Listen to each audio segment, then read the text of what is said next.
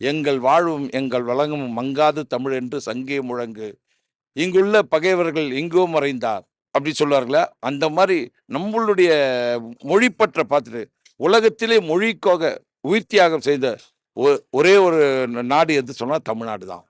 மொழிக்காக தன்னுயிரே கொடுத்தவங்க.